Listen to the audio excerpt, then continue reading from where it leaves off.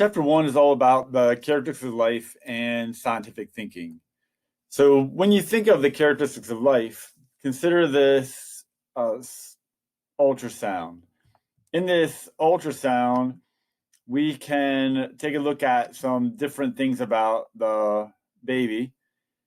For example, here's the chin and face of the baby. Here's the spinal cord of the baby. Here are the leg bones of the baby and the foot. So it kind of gives you some kind of orientation. Right about here is where the heart's going to be. So it kind of gives you like an idea of what to look at or what you're seeing there in that ultrasound. But listed, I have the characteristics of life. And when we think about the characteristics of life, you could put them into this context. So some of these things we can observe directly, some things we can observe indirectly, some things we just have to infer. For example, that the baby is made of cells, like we could actually observe that. Like we could take some cells from that baby by amniocentesis or something like that. And we can notice that the baby is constructed of cells, just like all living things. All living things are at least made of cells. Growth and reproduction, we could observe that over time. So we know that the baby didn't start out at this stage. We know it started out as a single cell that divided and starts to grow. So we can see that. The reproduction, we can infer that this baby is a product of reproduction. Metabolism just refers to all the chemical processes in the body. So it's not just respiration, breathing, the gas exchange of oxygen, carbon dioxide, but also digestion, breaking down large molecules into smaller ones so that we can use those for biological processes. All those things are metabolism. And of course, the umbilical cord is going to be the means by which this baby does a lot of their metabolism. They're going to be getting nutrients that way, exchanging gases that way. But we can also see evidence of it in their movement. So movement requires energy. And as that baby's squirming around in there, we can see evidence of that. Homeostasis just means maintaining the internal environment. So again, we could observe most of this, especially watching the heartbeat. So we can watch the heartbeat and count those beats and notice that the heart rate is going to be relatively the same. So that the baby's internal environment, the internal conditions are about the same. That's what homeostasis means.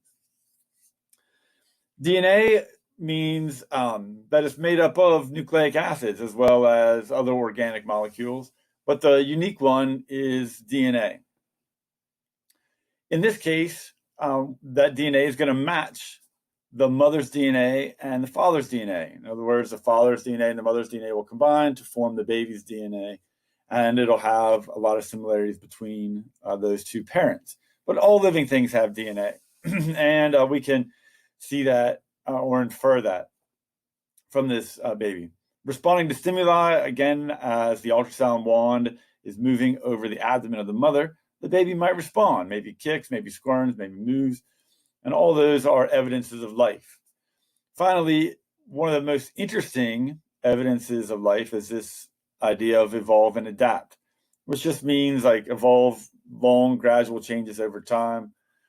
Those traits are being passed on from one generation to the next, whereas adaptations have more to do with surviving in a shorter amount of time, things that help you confront the circumstances you're currently in.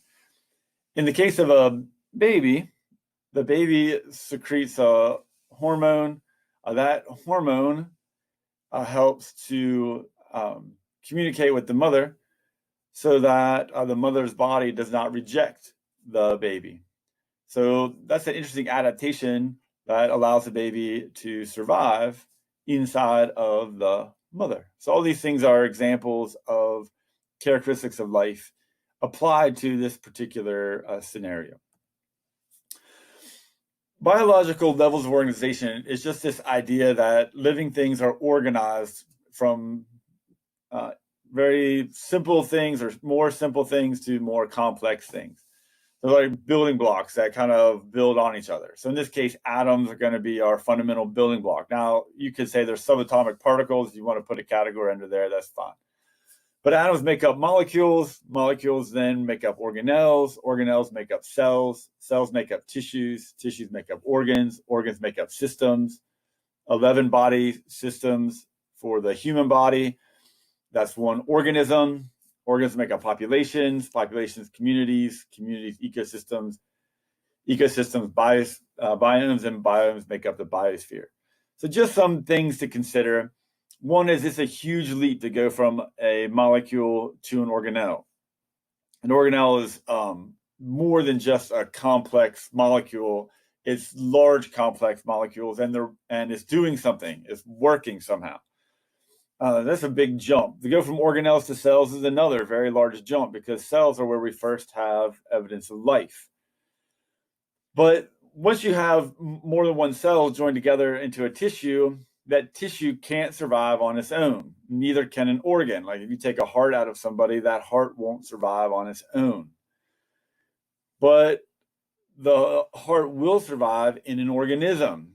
So a single cell can be alive, but the next level of life is going to be an organism that has body systems working together to keep that whole organism alive. And that's where our course is going to stop. Human biology just deals with the human organism. But then if you're interested in populations, communities, ecosystems, that's going to be more ecology. One other thing to kind of consider is a community is just more than one population in the area, but the ecosystem is going to include living and non-living things.